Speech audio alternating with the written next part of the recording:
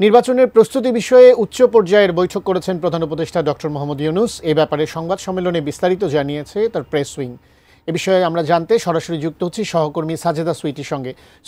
সুইটি, আমরা যতদূর জানি যে প্রেস উইং আমাদেরকে সংবাদ সম্মেলনে বিস্তারিত জানিয়েছেন। আপনি আমাদের দর্শকদেরকে একটু বিস্তারিত জানাবেন কি কি বিষয়ে কথা হয়েছে। এর আগেও আমরা আমাদের দর্শকদের জানাচ্ছিলাম যে প্রধান উপদেষ্টা ডক্টর মোহাম্মদ ইউনূসের সভাপতিত্বে তার সরকারি বাসভবন যমুনাতে একটি বৈঠক হয়েছে, খুবই উচ্চ পর্যায়ের বৈঠক। তিনি কিছুদিন পরপরই নির্বাচন কেন্দ্রিক এই বৈঠকগুলো করে যাচ্ছে এবং আজকের বৈঠকেও তিনি একদম সংশ্লিষ্ট যারা উপদেষ্টা বলি বা আইনশৃঙ্খলা রক্ষাকারী বাহিনীর প্রতিনিধিরা বলি, এমনকি যে সেনাবাহিনী প্রতিনিধি তারাও ছিলেন। সবার সাথে তিনি নির্বাচন কেন্দ্রিক যে আলোচনাগুলো করেছেন, আমি যদি সংক্ষেপে একটু আমাদের দর্শকদের জানাতে চাই যে তিনি বারবার করে বলেছেন নির্বাচন বানচালের ভেতরে, দেশের ভেতরে এবং বাইরে থেকে নানা রকমের চেষ্টা চলছে, সামনে চলবে, বড় ধরনের আঘাতও আসতে পারে।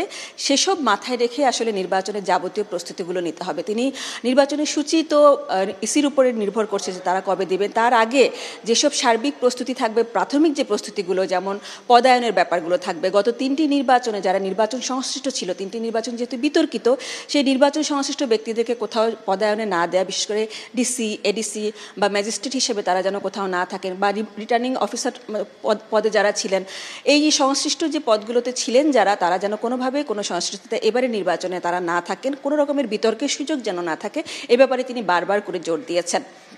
এবং যারা ফিট বলতে এখানে শারীরিক দক্ষতার কথা বলা হচ্ছে, শারীরিক যোগ্যতা, দক্ষতা, তার সাথে হচ্ছে এসিআর কেমন, তার সম্পর্কে কোনো নেতিবাচক কোনো প্রচার নাই, তো যে কোনো বিতর্কের ঊর্ধ্বে যারা আছেন তাদেরকে ফিট হিসেবে গণ্য করে এ ধরনের তালিকা করে তাদেরকে সবচেয়ে ঝুঁকিপূর্ণ জায়গাগুলোতে পোস্টিং দেওয়া হবে। বিশেষ করে কোনোভাবেই তারা যেন নিজেদের বাড়ির এলাকা কিংবা শ্বশুর বাড়ির এলাকা কিংবা যেখানে তাদের আত্মীয় নির্বাচনে প্রার্থী হয়েছেন এ ধরনের এলাকায় যেন পোস্টিং না পান, এসব ব্যাপারে দেখা হয়েছে।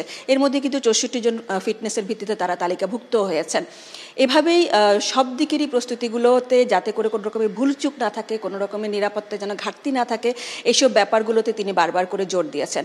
আর এখানে অপতথ্যের ব্যাপারটা বারবার করে বলা হচ্ছে। বিশেষ করে এআই এর যুগ এখন, অপতথ্য ছড়ানোটা বা যে কোনো রকমের ভিডিও প্রকাশ হওয়া, এমন নিখুঁতভাবে ভিডিও বা অপপ্রচার করা হয়, খুব সচেতন ব্যক্তিও কিন্তু ধোঁকা খেয়ে যান। এখন সাধারণ মানুষজন যারা সহজ সরল ভোটার আছেন, তারা যেন কোনো রকমের কোনো বিভ্রান্তিতে না পড়েন, এসব ব্যাপারগুলো তদারকির ব্যাপারটা বারবার করে জোর দিয়েছেন প্রধান উপদেষ্টা। তার সাথে যে আইনশৃঙ্খলা রক্ষাকারী বাহিনীর সদস্যরা যে বডি ক্যাম্প ব্যবহার করবেন, এখন যে বডি ক্যাম্পগুলো বাংলাদেশে আছে সেগুলো দিয়ে প্রশিক্ষণ দেওয়া হচ্ছে এবং সামনে যেগুলো কেনা হচ্ছে সেগুলো আসার পরে বাকিদের প্রশিক্ষণ দেওয়া হবে। এই প্রশিক্ষণের কাজ সহ যাবতীয় যে প্রাথমিক প্রস্তুতিগুলো তিনি 15 নভেম্বর একটি তারিখ বেঁধে দিয়েছেন যে এই 15 নভেম্বরের মধ্যে তিনি সম্পন্ন করতে বলেছেন। গতকালও কিন্তু একটি বৈঠক হয়েছিল, গতকাল কিন্তু তিনি বলেছিলেন যে ডিসেম্বরের মধ্যে প্রস্তুতিগুলো সম্পন্নের কথা, কিন্তু এখন আরও বেশি তাড়াহুড়া করছেন যিনি, যাতে করে একটা দিনও কেউ সময় নষ্ট না করে, একটা মুহূর্ত সময় নষ্ট না করে এবং নির্বাচনের যে সার্বিক প্রস্তুতিতে সবাই যার যার জায়গা থেকে যেন সর্বোচ্চ আন্তরিকতাটা দেখান, সর্বোচ্চ কাজটুকু যেন তারা করে যান, সে ব্যাপারে তিনি গুরুত্ব দিয়েছেন।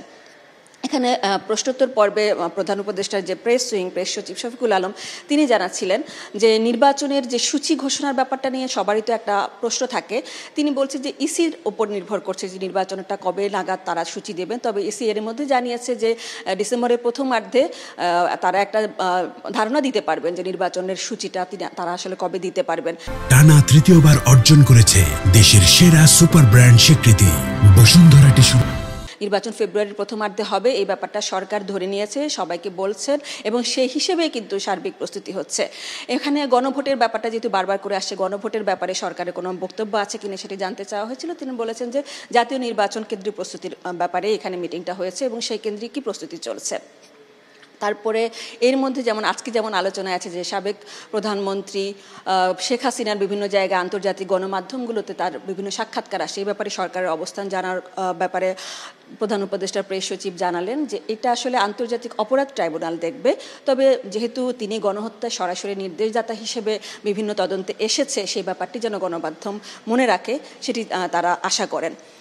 সব মিলিয়ে সামনে যে নির্বাচনটি হতে চলেছে সেটি যেন অবাধ, সুষ্ঠু হয়, নিরপেক্ষ হয় এবং মানুষজন যেন আস্থার সাথে ভোট দিতে আসতে পারেন, সাধারণ মানুষ যেন বুঝতে পারেন যে এটা একটা সুন্দর নির্বাচন হতে চলেছে, তাদের যে ভোটার বান্ধব একটা পরিবেশ যেন তৈরি হয়, সারা দেশে যেন সেরকম বান্ধব পরিবেশ থাকে, সেই ব্যাপারে সরকার তাদের এখানে একটা বিশাল তারা পরীক্ষা হিসেবে নিয়েছে এবং সেই কারণেই এই বৈঠক, এই যে তোড়জোড় সব কিছু তাদের সেই চেষ্টা। নেভি এবং আর্মির পক্ষ থেকে বিশাল একটা সদস্য বাহিনী থাকবে, তারা মাঠ পর্যায়ে কাজ করবে। এবং এর মধ্যে যে আরপিও সংশোধন হয়েছে সেখানে কিন্তু বলা হয়েছে যে আইনশৃঙ্খলা রক্ষাকারী বাহিনী সংজ্ঞার ভেতরেই তারা পড়বেন এবং নির্বাচনে সেই কেন্দ্রিক তারা দায়িত্ব পালন করবেন। তার মানে হচ্ছে যে কি নিরাপত্তা বলি বা যে কোনো ইস্যুতেই কোনো রকমের কোনো অপ্রীতিকর ঘটনা যেন না ঘটে, কোনো রকমের বিশৃঙ্খলা যেন না ঘটে, সেই ব্যাপারে সার্বিক প্রস্তুতির নিতে প্রধান উপদেষ্টা বারবার করে তাগিদ দিচ্ছেন এবং বারবার করে কিছুদিন পর পর এই বৈঠকগুলো করছেন। আশা করছি যে এই ব্যাপারে যদি আরও কোনো বৈঠক হয়, আরও কোনো অগ্রগতি থাকে, আমরা আমাদের দর্শকদেরকে অবশ্যই জানিয়ে দিব। তবে এটা বলা যাচ্ছে যে গত 3 নির্বাচনে, বিতর্কিত 3 নির্বাচনে যারা ছিলেন বিভিন্ন দায়িত্বে, তারা অন্তত এই নির্বাচনে কোনো পদায়নে থাকবেন না। এই ব্যাপারটি সরকার খুব গুরুত্ব সহকারে দেখছে, যাতে করে এই নির্বাচন কোনোভাবে বিতর্কিত না হয় কিংবা সরকারের গায়ে কোনো কলঙ্ক না এসে পড়ে।